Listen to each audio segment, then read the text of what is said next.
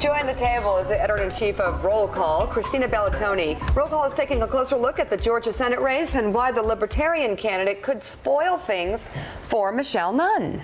Why would a Libertarian take from a Democrat instead of a Republican? Well, this is a state that is not a strong Republican state anymore. Yeah. Mitt Romney only won it by 53% of the vote in 2012. And you even remember in 2008, the Obama campaign was spending a little bit of money to target there. So, And didn't Clinton win Georgia one time?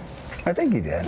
Maybe. It's a changing nation, Yeah. but this is a state that could have enough demographic changes that you see a shift in the next few years. So Right. what Michelle Nunn's campaign is trying to do is trying to get her past 50%. Right. So they're taking advantage of Sunday voting, talking to black voters at churches, getting in touch with a lot of Democratic groups that are registering black voters.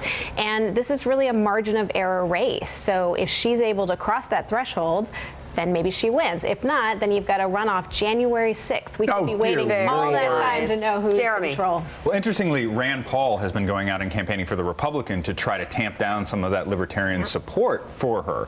I would ask you what role outsourcing has been playing in this campaign. Obviously, that seems to have damaged Perdue, the allegations that he has outsourced a lot of his business. Yeah, so he essentially said he was proud of the way that he ran his business, which included some outsourcing. And so the Democrats jumped on this. And I mean, it's very similar to what you saw in 2012 with the way they went after Mitt Romney and his talk about the way he runs his businesses. And so they're using that exact same playbook with $1 million worth of ads. And it is damaging Perdue. Thomas Roberts is in New York, has a question. Thomas.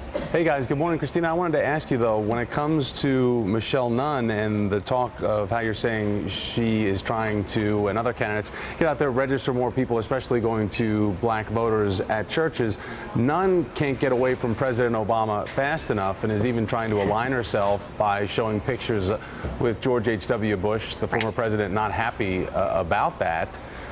So how does that contradiction match up as we lead up to Election Day?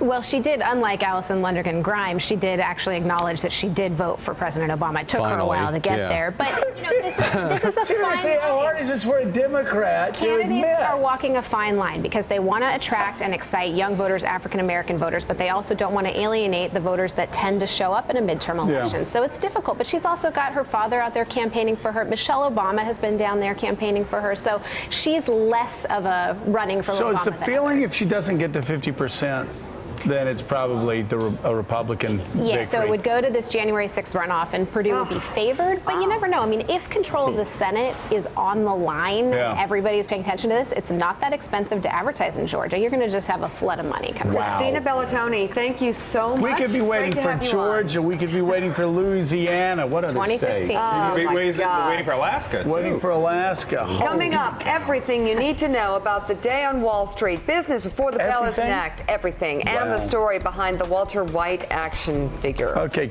toy crystal meth. You don't do that. No, not at Toys R Us.